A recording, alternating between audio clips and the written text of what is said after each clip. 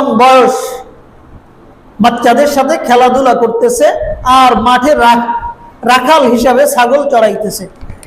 আল্লাহ তাআলা অনেক নবী রাসূলদেরকে ধৈর্যের পরীক্ষায় উত্তীর্ণ করার জন্য ছাগল চড়ানোর জন্য রাখাল বানাইছে। সুবহানাল্লাহ।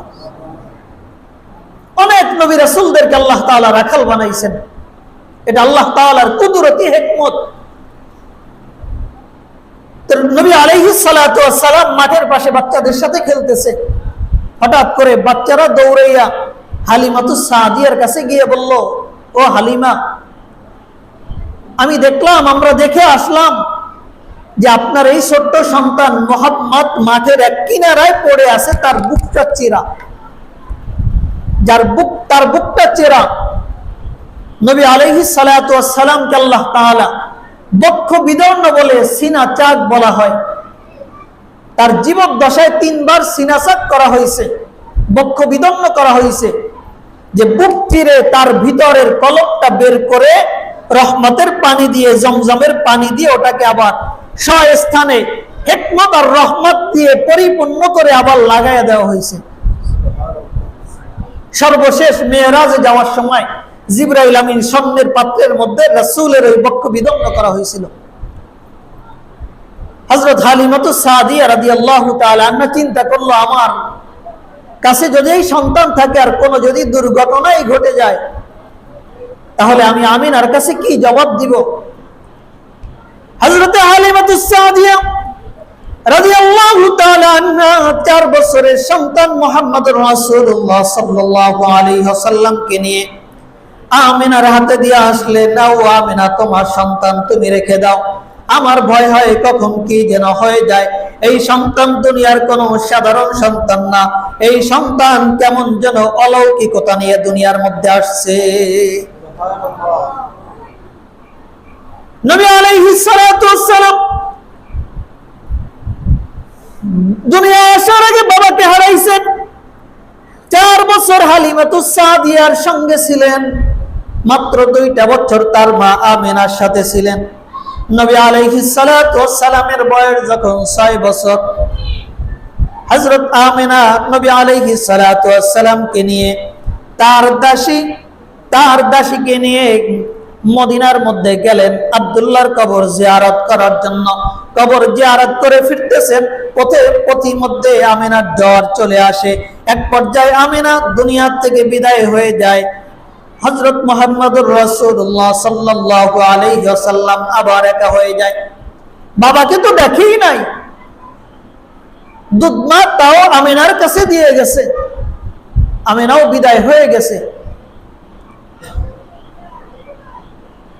আল্লাহ রাসূলের দাদা আব্দুল মুত্তালিব ডাক দিয়ে বলে, ও মুহাম্মদ, তুমি এখনো দুনিয়ার মধ্যে একা না, দুনিয়ার মধ্যে একা না।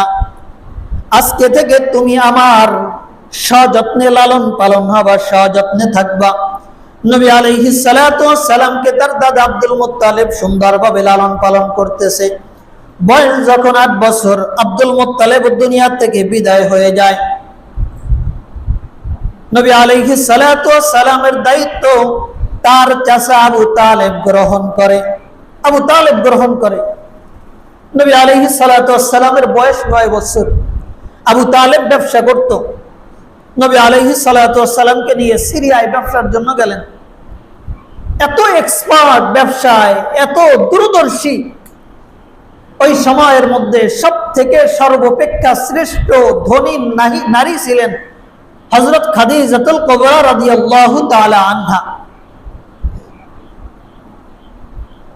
হযরত খাদিজাতুল কুবরা রাদিয়াল্লাহু তাআলা আনহা আব্দুল মুত্তালিবের কাছে গিয়ে, আবু তালেবের কাছে গিয়ে বলল, আবু তালেব, তোমার ভাতিজা তোমার ঔরসে লালন পালন হইতেছে, তোমার কাছেই লালন পালন হইতেছে। ও আবু তালেব, তুমি যদি অনুমতি দাও, আমি তোমার ভাতিজা মুহাম্মদকে আমার ব্যবসায়ী কাজের জন্য আমি নিয়োগ করব। আমার ব্যবসায়ী কাজের জন্য তোমার ভাতিজাকে আমি আমার ব্যবসায়ী কাজের জন্য আমি নিয়োগ করব। আবু তালেব অনুমতি দিয়ে দেয়। নবী আলাইহিস সালাতু ওয়াস সালাম খাদিজাতুল কুবরা রাদিয়াল্লাহু তাআলা আনহার ব্যবসা দেখাশোনা করতেছেন। করতে করতে করতে করতে এর মাঝে আরো অনেক লম্বা ঘটনা হিলফুল ফুজুল কায়েম করে। নবী আলাইহিস সালাতু ওয়াস সালাম ছোটবেলায় কুরাইশদের সাথে যুদ্ধ লাগে। ওই যুদ্ধের মধ্যে নবী আলাইহিস সালাতু ওয়াস সালাম তার গোত্রের যোদ্ধাদেরকে সহযোগিতা করে, পানি আগাই দিতেন, এটা আগাই দিতেন, ওটা আগাই দিতেন। নবী আলাইহিস সালাতু ওয়াস সালামের বয়স যখন 25 বছর, আম্মা জান খাদিজাতুল কুবরা রাদিয়াল্লাহু তাআলা আনহা আবু তালেবকে ডাক দিয়া বলে, আবু তালেব, এতদিন পর্যন্ত আমার ব্যবসা যারা দেখাশোনা করছে, এত লাভবান আমি কখনো হই নাই। তোমার ভাতিজাকে আমার ব্যবসায় নিয়োগ করার পরে যত লাভবান হয়েছি, আমি তোমার ভাতিজার প্রেমে মত্ত হয়ে গেছি। ও আবু তালেব, যদি অনুমতি দাও তাহলে আমি আমার স্বামী হিসাবে তোমার ভাতিজাকে গ্রহণ করতে চাই। হযরত খাদিজাতুল কুবরা রাদিয়াল্লাহু তাআলা আনহার বয়স তখন 40 বছর। নবী আলাইহিস সালাতু ওয়াস সালামের বয়স 25 বছর। রাসূলের চাচা আবু তালেব বিবাহের খুতবা পড়াইয়া খাদিজাতুল কুবরা রাদিয়াল্লাহু তাআলা আনহার সাথে বিবাহ বন্ধনে আবদ্ধ করায়া দেয়। এরপরে লম্বা ঘটনা, জীবন চলতেছে, তাদের স্বামী স্ত্রীর যৌবন চলতেছে। আম্মা জান খাদিজাতুল কুবরা রাদিয়াল্লাহু তাআলা আনহা নবী আলাইহিস সালাতু ওয়াস সালামের সংসার সুন্দরভাবে চলতেছে। নবী আলাইহিস সালাতু ওয়াস সালামের বয়স যখন 39 বছর 6 মাস, একদিন নবী আলাইহিস সালাতু ওয়াস সালাম খাদিজাকে ডাক দিয়া বলতেছে, ও খাদিজা, আমার কেমন যেন ঘরের মধ্যে আর ভালো লাগে না, আমার কেমন যেন একাকী থাকতে ভালো লাগে, কেমন যেন আমার ধ্যানে থাকতে ভালো লাগে, কেমন যেন কে যেন আমাকে অদৃশ্য থেকে ডাকতেছে। তখনও তো আল্লাহ চিনে না, তখনও তো আল্লাহ সম্পর্কে ধারণা নাই। তো খাদিজাকে বলতেছে, কে যেন আমাকে অদৃশ্য থেকে কি যেন বলতে চায়। আম্মা জান খাদিজাতুল কুবরা রাদিয়াল্লাহু তাআলা আনহা নবী আলাইহিস সালাতু ওয়াস সালামকে ডাক দিয়া বললেন, ও স্বামী আমার, আপনার একাকী ভালো লাগে, তাহলে আপনি একাকী হয়ে যান, আপনি নির্জনে যান, আপনি নির্জনে গিয়ে ধ্যান করেন। নবী আলাইহিস সালাতু ওয়াস সালামের অধীনে অনেক মানুষ ছিল যাদেরকে দেখাশোনা করত, অনেক এতিম সন্তান ছিল, মিসকিন সন্তান ছিল, যাদেরকে নবী আলাইহিস সালাতু ওয়াস সালাম সন্তানের মতো করে লালন পালন করতে। অনেক অসহায় নারী ছিল যাদের বাজারের ব্যাগ বহন করে তাদের ঘরের মধ্যে দিয়ে আসতো। আম্মা জান খাদিজাতুল কুবরা রাদিয়াল্লাহু তাআলা আনহা বলেন যে আপনি আগে তাদের কাছে গিয়ে অনুমতি নেন, তারা যদি বলে যে ঠিক আছে মুহাম্মদ তুমি যাইতে পারো, তাহলে আপনি যান।